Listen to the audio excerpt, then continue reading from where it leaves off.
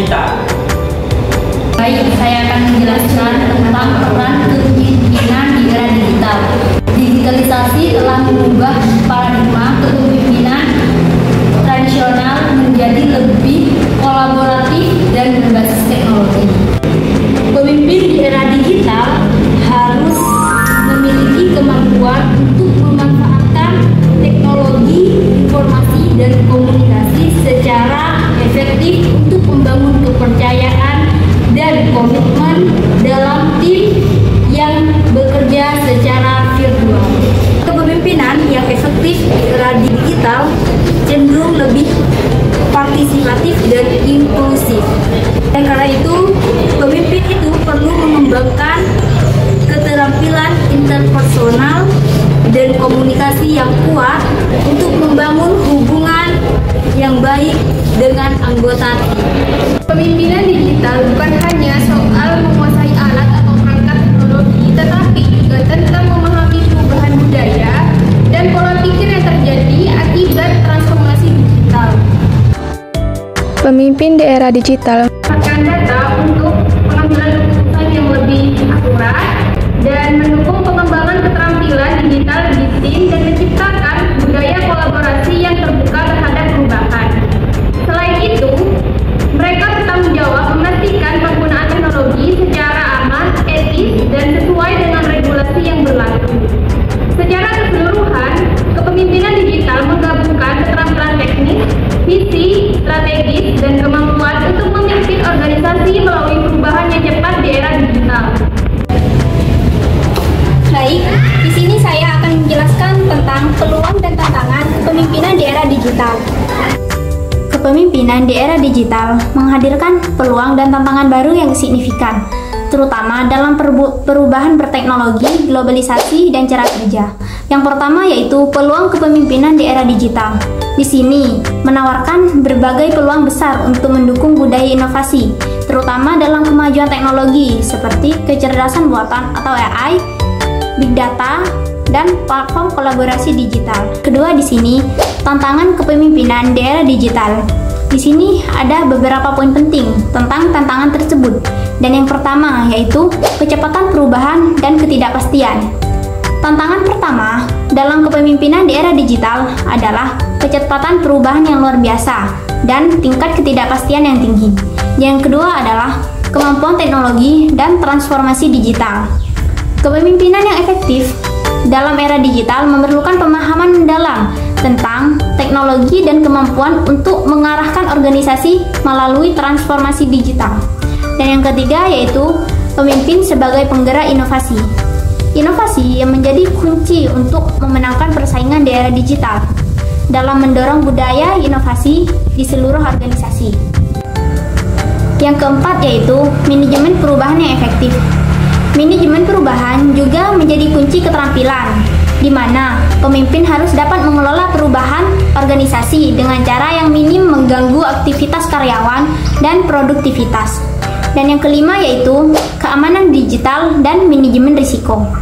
Pemimpin perlu memastikan bahwa organisasi mereka dilengkapi dengan kebijakan keamanan yang kuat dan karyawan teredukasi tentang risiko keamanan digital. Selanjutnya yaitu fokus pada pengembangan karyawan.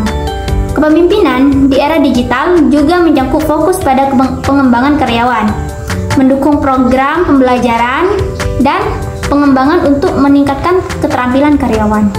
Dan yang terakhir yaitu kemampuan mengelola big data dan analisis data, di mana pemimpin perlu memiliki kemampuan untuk mengelola dan menganalisis data dengan bijak.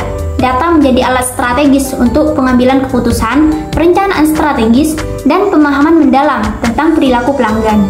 Untuk penjelasan selanjutnya akan dijelaskan oleh rekan kami. C. Strategi yang bisa dilakukan dalam menghadapi tantangan kepemimpinan di era digital.